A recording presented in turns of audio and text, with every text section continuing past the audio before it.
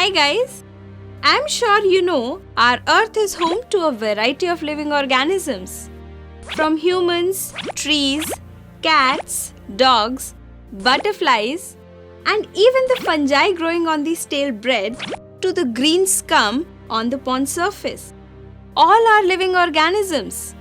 Even though all these living organisms belong to different kingdoms and phylums. But they are all same at the structural level. How is it so? Well, they are all made up of cells. Whether it is an organism as large as this elephant or as small as this bacterium, they all are made up of cells. And that is why the cell is considered as the fundamental unit of life. Guys, we know one thing for sure, that we cannot see the cells usually. But then how did we figure out that all the living organisms are made up of cells? Come, let's find out. So it all started with the discovery of microscope.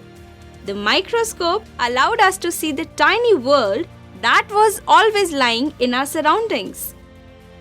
Guys, a microscope is an instrument used to see the tiny things like fungi and bacteria that are not visible to our naked eyes. The curious scientists started with the early lenses centuries ago. But these lenses for the first time were used in a well-built microscope in the year 1590 by a Dutch spectacle maker, Zacharias Janssen. And guys, the model that he built became an important tool of discovery in the later years. It was modified by Galileo in the year 1610 and then by Robert Hooke in the year 1665.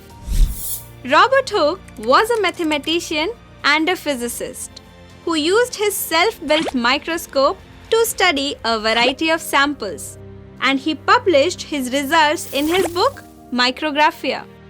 One of the samples that he studied was a piece of cork of oak tree, and in this piece of cork he observed a honeycomb-like structure.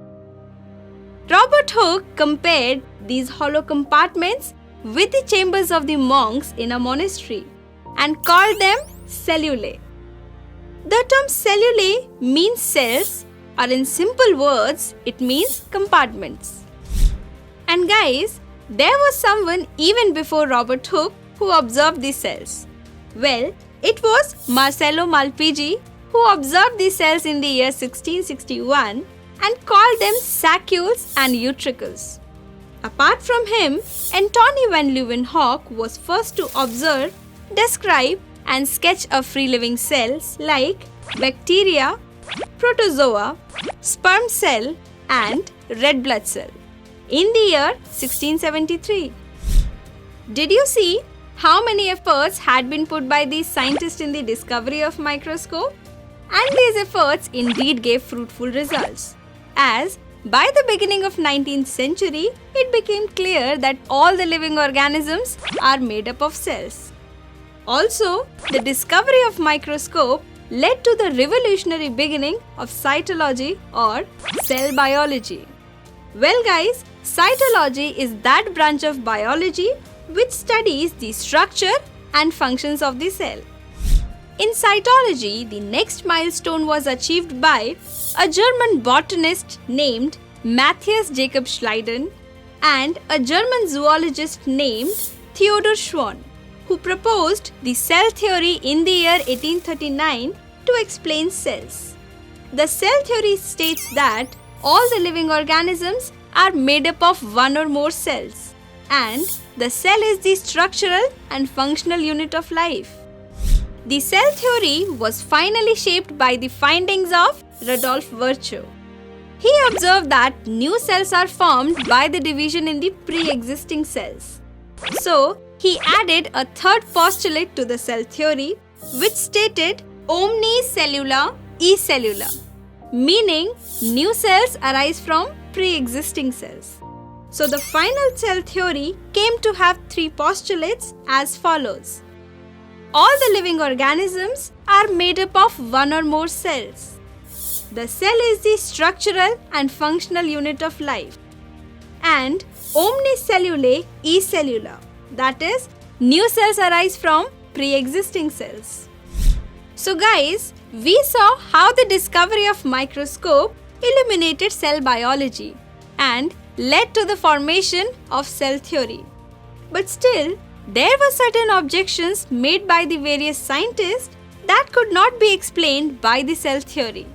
And these objections were as follows. The first objection was that the viruses do not have any cell machinery and still they were considered as living organisms. The second objection was the multinucleated conditions of some organisms like the hyphae of Rhizopus. And this condition was also not explained by the cell theory. The third objection was the undefined nucleus of the organisms like bacteria and blue-green algae that was not explained by cell theory. The fourth objection was the process of formation of new cells which was nowhere mentioned in cell theory. And the last objection was the existence of red blood cells for a period of 120 days without the nucleus. Even after so many objections, the cell theory did help us to study the cells and the body of the living organisms in details, as it defined the similarity in the cells belonging to a diverse group of organisms. It explained that it is the cells who perform the metabolic activities. And also, it explained that life from one generation to the next generation passes in the form of cells. So guys, now we know that it was quite a journey to explore the world of cell since the old times. And it took many great minds to understand the fundamental unit of life and formulate theories for studying it scientifically. We are going to learn more about the cell in our upcoming videos. But before finishing this session off, let us summarize what did we learn today. The cell is the structural and functional unit of life. A cell is observed by the help of a microscope. Robert Hooke, with the help of a self-built microscope, coined the term cell in the year 1665. Robert Hooke published his findings in his book named Micrographia. Antony van Leeuwenhoek was the first to observe, describe and sketch a free-living cell in the year 1673. Cell biology or cytology is the branch of biology that studies the structure and function of the cell. Matthias Jacob Schleiden and Theodor Schwann proposed the cell theory to study cell in the year 1839.